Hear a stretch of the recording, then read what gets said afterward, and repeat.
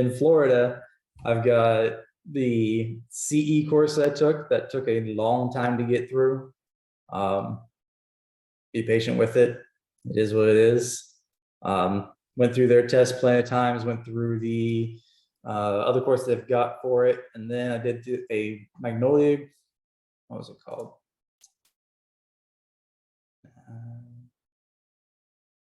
I thought I had it correct. But anyhow, I purchased another study course and went through that until I was scoring high 80s, low 90s. And then walked in, and for the most part, it was fairly easy. But I would say there were several questions in there that no matter how much I studied, it was never something that came across and nothing something I would think about. Otherwise, as far as the onboarding with EXP and WIT Group, it's a massive amount of information to try and absorb at one shot. And I'm still trying to organize that all out and get ready to go. But I'm anxious to get out and start doing open houses and see where this takes me. Awesome. First question I have for you is, what was the most beneficial aspect of like all the different programs you signed up for? What was the most helpful tool towards passing the test? Realistically, it was just taking one test after another over and over again until my eyes wanted to bleed. If I could find it, I could tell you what that other course was, but it was helpful to do more than one, not just CE's course, but the Magnolia, whatever it's called. That was helpful just to get another perspective, because where they worded their questions versus what CE did, it helped out with not only understanding it better, but also not remembering just the question, but actually the material. And that's where I was running into, is I was taking these tests over and over again, and I started to memorize the question itself, and it wasn't so much actually knowing the material that was in there. Okay. Yeah, it's definitely a good balance between reps. Because I tell people, if I had to tell you just one thing to do in order to pass the test, and you can look at anything else, practice tests. But the caveat with that is actually understanding the material, not just memorizing the questions, because you might memorize that the answer is B for this question asking about how you handle the fee for an estate, and but you have no idea what fee means. And so if you look up definitions for those words, it'll definitely help. And so you definitely could do just practice tests over and over again, as long as you understand the words and topics that are being discussed. Another question I have for you, or did you have something else to say, Josh? Oh, just that school was the Magnolia School of Real Estate. And that was a big help. They got a cram course. That was a big help. You mind dropping the link in the chat? I will do my best. Thank you. And then another question I have for you is, how much did the test cost to take? If you just roughly off the top of your head. Well, the test itself is like the licensing exam. There it is. Let's see. The actual test to go into Pearson Views was $57.75. Okay. And that covers both the national and state portion? Yes. Did it have the option to split up between one or the other? I didn't need to. You're just I think ready there to go. might have been that option, but the one I selected, I don't know, I guess it was good enough. Yeah, nice. So the reason I asked these, and is there a penalty for taking the test multiple times? Do you remember if it said, like, if you do not pass the first time, you'll have to wait 2 months or anything like that? I didn't look into it. Okay. So the reason I'm asking these questions is for everyone in the audience, because a lot of people, they want to wait until they feel 110% ready because they have a fear of failure. I was fortunate and passed the exam, the full thing, first time, and I'm sure a lot of you will, if you do proper preparation. But don't be afraid to not pass, because some people want to wait 6 months to be fully ready to take the exam, but all you really need is maybe 2 months at most. And so that's additional 4 months that you're burning up practicing and practicing and practicing. Over that course of time, you're probably forgetting stuff and relearning, and just overall just getting burnt out. And then let's say you actually do pass it because you've been practicing for 6 months. And just imagine, so Josh, imagine if you waited the entire time you're in SkillBridge, just practicing your exams, and now you're going through this onboarding process that is just like this overwhelming amount of applications you got to register for, all that stuff. It'd be a pretty overwhelming, even more overwhelming experience, right, after going through that whole process. I will say that when I first started doing the SkillBridge process, I've got 4 months to get all this stuff done. And if I get it done quickly, I can't make any commissions. So what's my motivation to get it done until just before? So I kind of slow rolled in the beginning before I realized that realistically I need to get out there and start building my network and doing open houses. I can't do that without a real estate license. So I better step it up a little bit. Because I drug my feet in the beginning, now I don't have as much time on the back end. And realistically, from the time that I completed my course, which was long enough by itself, and actually studied, I think I studied the course prep for about 2 weeks until I was scoring fairly well in there. And I started out scoring 70s probably, and I got up to about 80s before I started doing the Magnolia one. Did the Magnolia one, scored high 90s in that one, went back over to CE, scoring 90s in that one. So the Magnolia one helped me, but realistically, I studied for about 3 weeks overall before I actually took the test. And now that I'm getting into all this and all the stuff I got to do for onboarding, all the stuff that I got to do, just even, okay, I'm going to go out and do a showing. I don't have business cards. I don't have anything built. I mean, hell, I didn't even have a headshot to put anything with. And so I wasn't prepared for any of that stuff. So now that my SkillBridge time is running out, I'm not even prepared to actually get involved. So I'm behind the power curve. So if I would have just got into it sooner, I could have got the test done faster and actually walked out of SkillBridge prepared to actually get into the market versus now I'm still struggling. Yeah, you hit the nail on the head. And looking back, I'm sure a few months from now, we'll have to have you on the show, on the meeting again. But we'll ask you about how much of the information that you studied for the exam, how much you've applied in the business. And I'm sure it's like it is with me.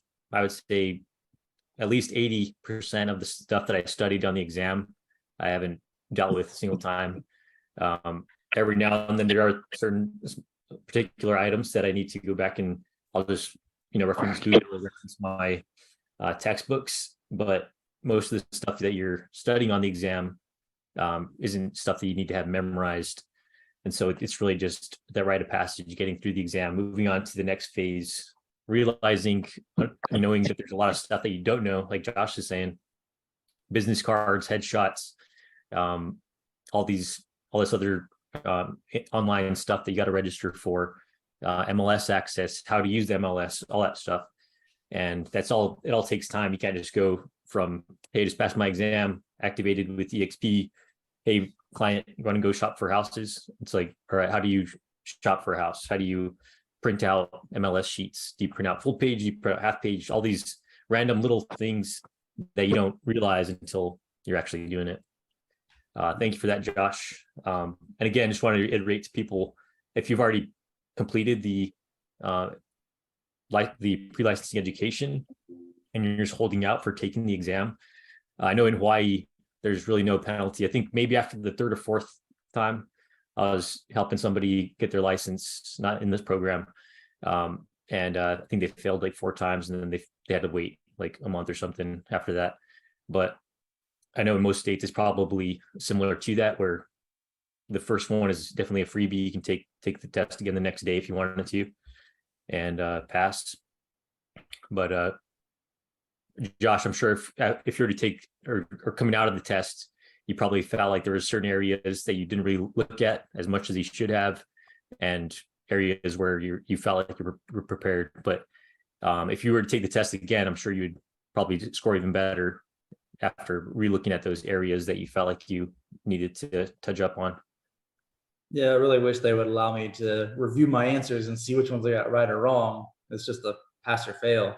But like you said, I'm pretty sure that if I failed it, I can come back the next time and take it again in a day or a week or whatever there's availability.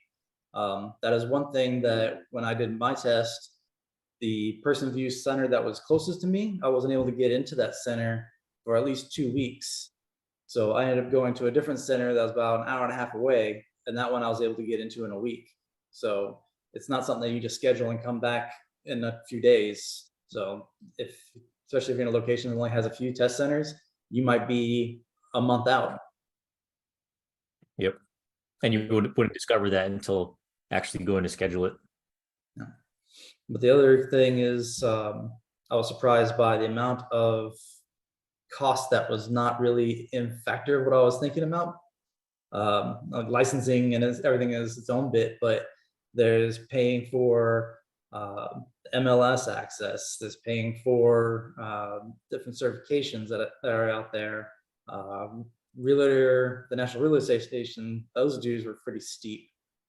So all in all, if you count in the 1,500 we paid for the skill bridge, and especially if you start factoring EXP con, I'm probably $3,000 to $4,000 into all this already, and I'm still only a client. So again, take advantage of the skill bridge time, get everything ready, so that way when that paycheck starts to run out, you're ready to rock and roll. Yeah, 100%. And I'm sure most people in here have heard my spiel about how it takes on average 6 to 8 months for people to start generating income. And so if the more of that 6 to 8 months that you put in your skill bridge window, that's going to make it closer to when you can actually legally earn income, because you're not in skill bridge anymore and you're actually going to be generating business. Does that make sense? So 6 to 8 months, if 4 of those months are skill bridge, you now have 2 to 4 months before you'll on average be closing a deal.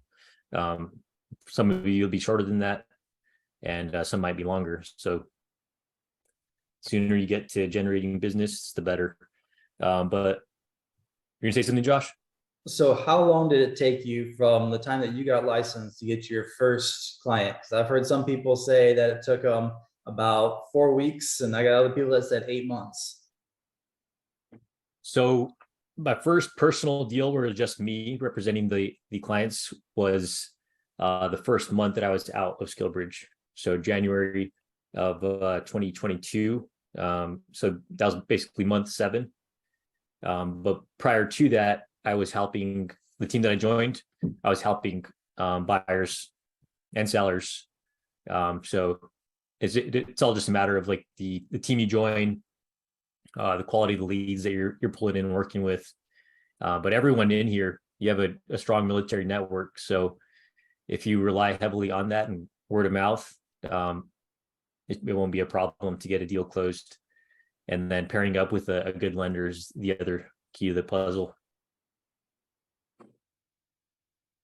But yeah, Josh posted some really good questions in the general chat, so I wanted to go over those and then open it up for any other general questions that people might have. All right, so the first question I'm going to go over, he asked about where do people typically get headshots? So like one of those things you don't think about until you're in that position. Most people go through like a professional photography business. So go on Google for your local area, search professional headshot photos. You can find some businesses in your area, look for ones with good reviews, and you're also going to want to price them, because some people will charge $25 for a headshot because it's only takes them like 5 minutes, but the quality may not be that good. Other places might charge like $500 because they might be taking photos of you for 10 or 15 minutes, but afterward they're going to be touching up that photo, making it look really clean and professional. Another big one, if you want to save a little bit of money but still have some pretty good quality, if you go on Facebook, like Facebook Marketplace for your local area, say, hey, I'm looking for a semi-pro photographer that will take headshots for me.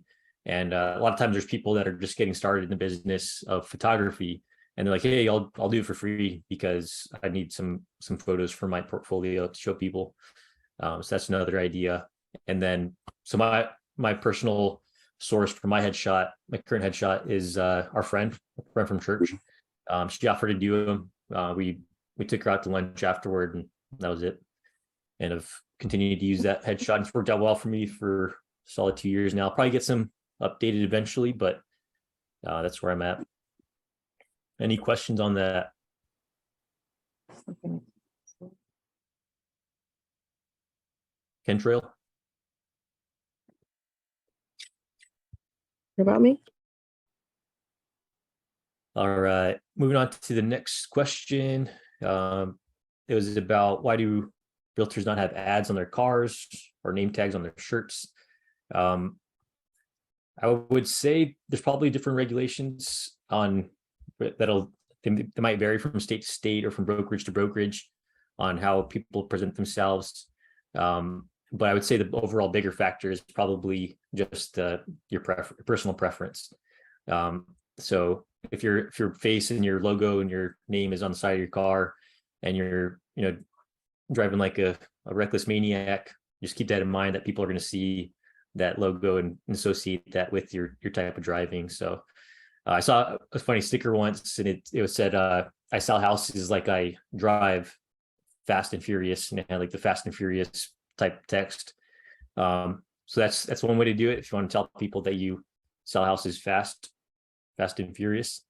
But overall it seems like it's just a personal preference. People either want to wear name tags, show that they're officially somebody that's helping someone buy and sell homes, or it's also a good conversation piece. You can get like a NAR pin that has your service branch logo or American flag or veteran, something like that. And you can wear that on your shirt. It's just you go to Starbucks before you're going out to these showings with the client, and somebody sees that pin on your shirt and they're like, "Oh, you're military?" I'm like, "Yeah, I'm actually a realtor too. You want to buy a house?" So it's just all your personal preference. Any questions on that from anyone? And in the chat box, Josh dropped a link for JD Investing. That's my Facebook site. Basically, Okay. anyone that wants a headshot, I did mine myself. I've got Photoshop and Lightroom to be able to edit all that kind of stuff. Nice. In this particular case, I just had my wife take the photo and I edit it. But if you want to come out, no charge, come out and bullshit for a while and we can see what we can do. Yeah, nice. Thanks for offering that. All right. Next question. What to do throughout the year to prepare for tax season? So the number one thing I'm going to say to do first is talk to a tax expert, either a CPA or a tax accountant, or you can go to H&R Block and ask them what you can be doing to prepare. And then aside from that, the overall thing you'll want to do is save receipts for all business expenses. So, taking a client out to lunch, money you spend on repairs for a house, if you're paying it out of pocket instead of through escrow, stuff like that. So any type of business related expense, save receipts for that, so that at the end of the year, you can write that off and provide that to your tax professional to do that for you. Josh asked if there's any particular program that I use. I like QuickBooks because it has a built-in tracking feature. So it'll track every time I'm moving in my vehicle, it'll automatically record that drive. And then we can go back and say, hey, that was for doing showings. This was for driving to a home inspection. And you can differentiate on there, and then it'll automatically calculate what that mileage is worth for your tax write-offs. Any questions on that? Go ahead, Josh. So I just wanted to get on that because obviously I'm learning all this stuff fresh and new. So QuickBooks, recording your mileage is a big deal because obviously that's tax deductible and you can turn it on, turn it off, you can leave it on all the time. But QuickBooks is a $9 a month for the basic plan. Realistically for us, it's plenty. So not only did I create that for $9 a month, but it also gives me a bank account through them. And then I'm able to link any of my other accounts that I need to. So now as a real estate professional, this being my business, it's its own entity. So at the end of the year, I can go ahead and run the report from my accountant and it'll bring out all the mileage, all the things I paid money for. And then I can actually look at it on charts to find out whether or not I'm actually profitable, if I'm sinking more money into this than I'm getting out of it. So $9 a month is a fairly easy investment. Yeah, definitely.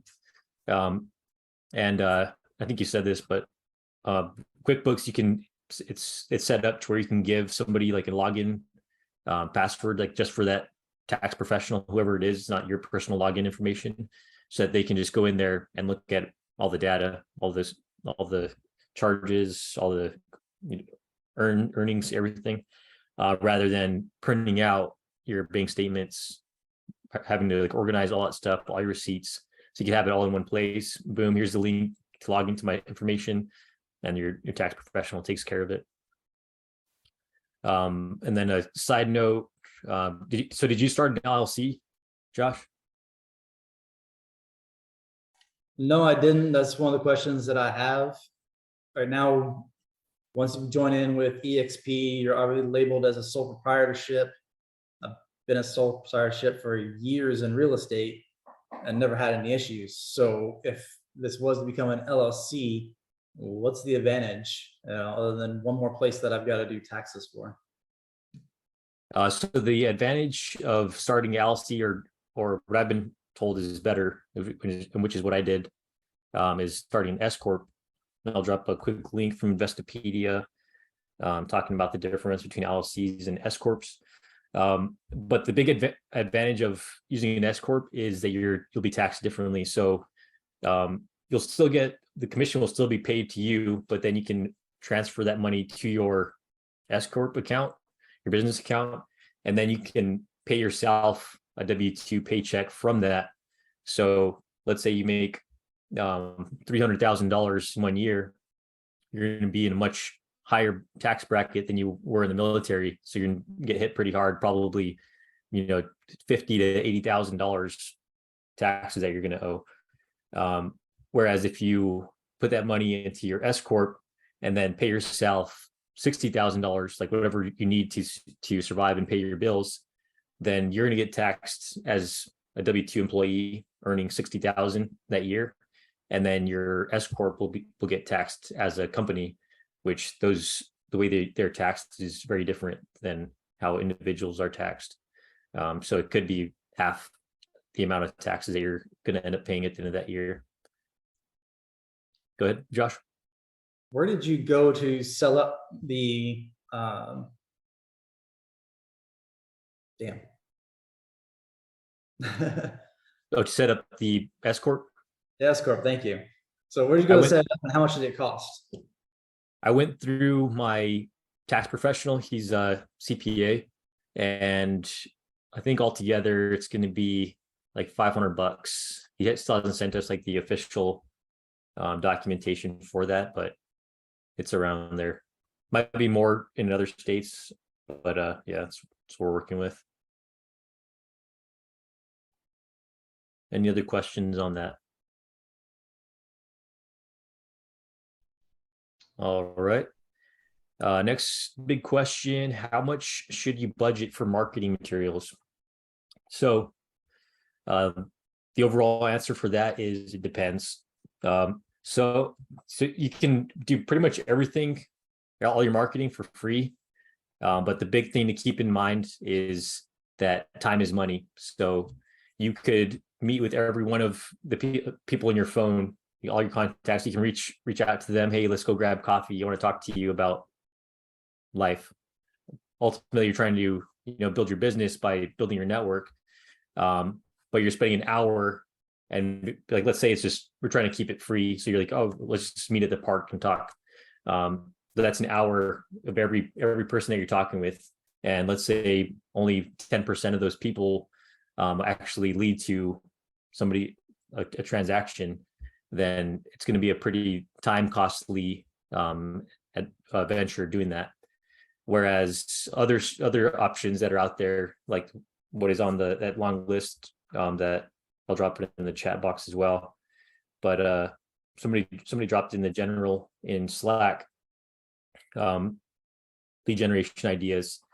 But like word of mouth, like if you're just talking to your friends and family, your fellow service members that you're transitioning into the real estate industry, that's can probably be your best use of time. All you got to do is a Facebook post, Instagram post, whatever, a short video about like what you're going through as you're transitioning, and people are going to know they can reach out to you to help them or help their friends with purchasing a property. Like another idea that people have is writing handwritten notes to folks, which is really effective because these days everything is digital and very convenient, but isn't as meaningful.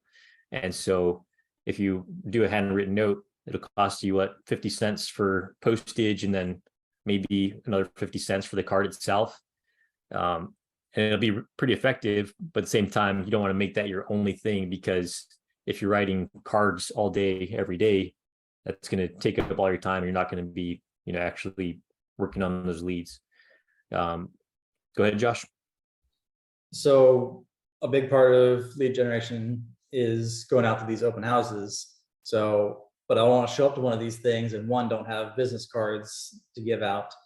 But also will Quit Group or whatever provide yard signs and this kind of stuff.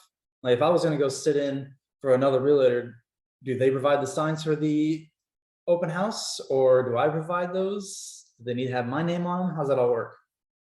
Typically, you'll provide your own signs, and most of the time you can get, like here in Hawaii, I can get them made for about $125 a piece. So times 6, depending on like what kind of location you're at. If you're really rural area, maybe you don't really need any open house signs at all. You just put balloons on the front of the property and advertise it on the MLS. If you're in a really dense city area, urban area, then maybe you want a sign on every corner, because not only is it directing people to the condo that you're located at for the open house, but it's also advertising your business. Everybody sees your sign. If it's a catchy sign, or a visually attractive sign, maybe they'll take a picture of it and look you up, or maybe they'll just remember your face, and when they see you walking around town, they'll recognize you. Yes, so the sign is about $125 a piece. Typically, you will bring your own signs because, again, you want to advertise yourself. So even if you're sitting somebody else's open house within within the EXP, you'll bring your own signs and advertise for yourself. Does that answer your question? Yes, it does. Thank you. If you don't have any signs, though, you can definitely, like, once you have your workplace account, you can go on there. Hey, I just got licensed. I'm sitting in open house this weekend. Is there anyone that can lend me some signs? And I'm sure there's people that will be happy to do that, especially if their face is on it. So Austin has a question. Not necessarily a question, but just a tip if anybody doesn't know regarding marketing. Yeah. For military members, the first year of you having a LinkedIn account, it's free. Like you get premium for free for a whole year. And the premium LinkedIn is marginally better than just the basic one. So I strongly recommend everybody looks into that. Yeah, definitely. LinkedIn, Facebook, Instagram, all those social media and professional networking sites are really golden in their the value that they can provide to your business by getting word out to everybody. And LinkedIn has a good feature where you can, post updates about your progression in your career. And so you can just post little updates. Hey, I just got licensed. Hey, I registered with EXP. Hey, I just did my first open house. All those different events you can broadcast to everybody and just continually remind them in mass amount of people, instead of just, one-on-one conversations, to really leverage your time to get in front of as many people as possible. Another powerful tool that is really applicable to everyone here dealing with a bunch of VA buyers is a VA home loan seminar. So you get paired up with a local lender, and then do a Zoom meeting or in person. In person will probably be your better bet if you're able to, get 10 to 20 people to come to a location for an hour, 2-hour class. A lot of times especially if you're trying to keep it cheap while you're in the program, the lender that you pair up with will cover the pizza or whatever type of food you're going to be providing. And then, so it's still free for you. But what it costs you is the time and effort to invite a bunch of people to come to the event. The lender does all the talking about all the benefits of the VA home loan and how to get pre-approved, all that. And then you're just there to be the face of a realtor and get their information and then start those conversations of when they're ready to go shopping, etc. Any questions on that? Sam Ilstrup. So I have a question, and I was going to ask it later on, but it had to do with the master class yesterday, and it was John Glush. He was talking about open houses. So what we're talking about right now, he would get on Zillow, or he would find these houses that are listed and contact the seller agent, and sit in on their open house. So how does that work, like contract wise? Are you there to find a buyer, or what's your purpose? So sitting that open house, your purpose there is to find buyers. And so as people come in, you show them that you're professional. You're not just like, hey, do you need an agent? I can help you. Show them that you're professional. Hey, welcome to this house. This is 1,200 square feet, 3-bed, 2-bath, built in 1953. As you walk, like details about the house, as you walk through here, you'll find this and that. And show them that you're like knowledgeable on the property and you're just able to, speak clearly to them about properties in general, providing information about the flooring. Oh, this flooring was replaced in this year and it could use updates, but it would be, roughly $1,500 to upgrade it to this type of flooring. Show them that you're knowledgeable on those little details, and then lead the conversation. Feel them out and see what they're doing. If they want to walk around first, let them do that. And then when they come back around, that's after they've already signed in, and on your sign-in sheet, you should have working with an agent, yes or no, and also ask for the agent's name if you need to reach out to that person, because a lot of times people will just check yes because they don't want you to bug them. So put that agent name slot on there.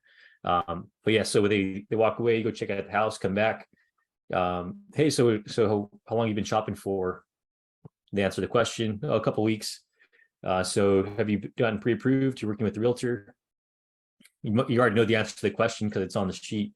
But they answer the question, oh, no, we're just shopping around right now. Probably buying in the next 6 months or so. Okay, well, I would love to help you with shopping around and answer any questions you might have about the house buying process.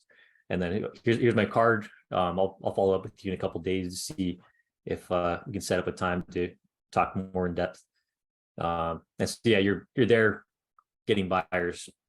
A lot of the folks that come in will probably already have agents, but ultimately they're to find people that are unrepresented to offer your services and helping them buy.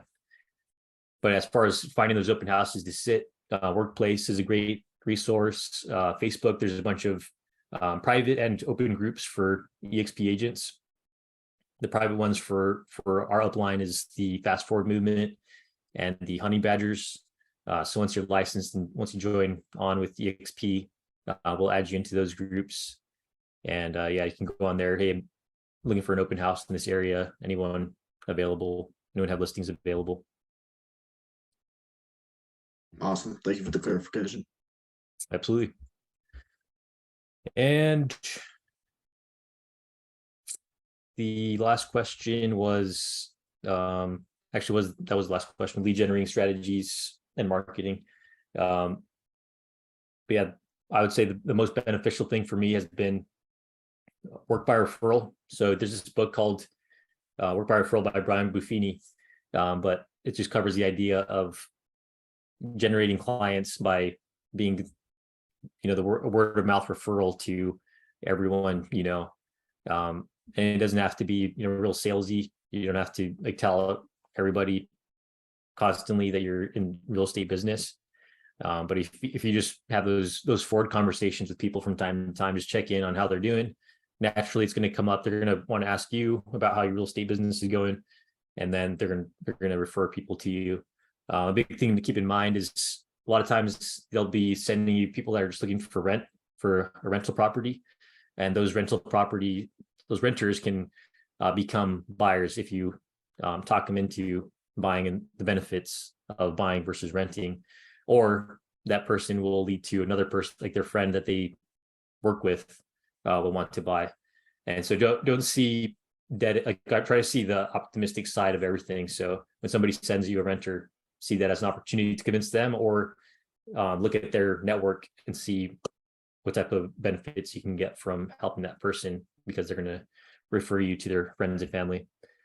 And if they don't, then who cares? You're still, building your reputation as a professional who cares about people, not just making money.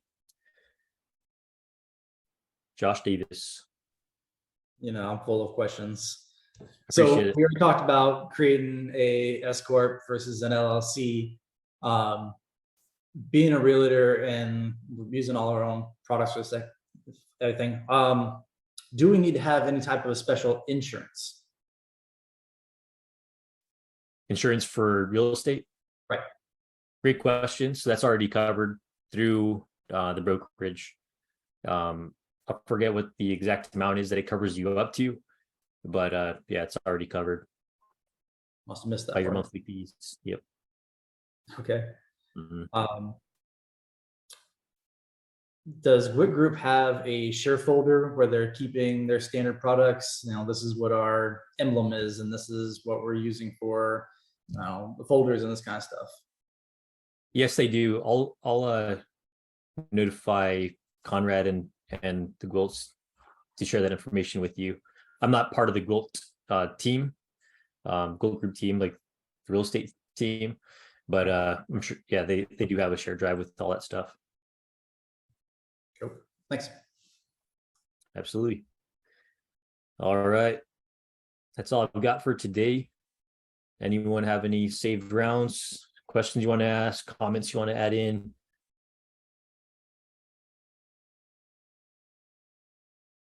Riley Robinson. Nothing? I don't have a question. It's just funny that you said save rounds. Save rounds. Yep, you got to eventually beat that lingo out of your. But when you're working with military clients, you don't really have to. I was talking to one of my, I was thinking it was like a military friend, like just after I got out, and he had just retired, and I said like course of action or something. He's like, dude, you got to stop with the military lingo. But when you're working with military buyers, you hang on to it, use it to show them that you're still one of them.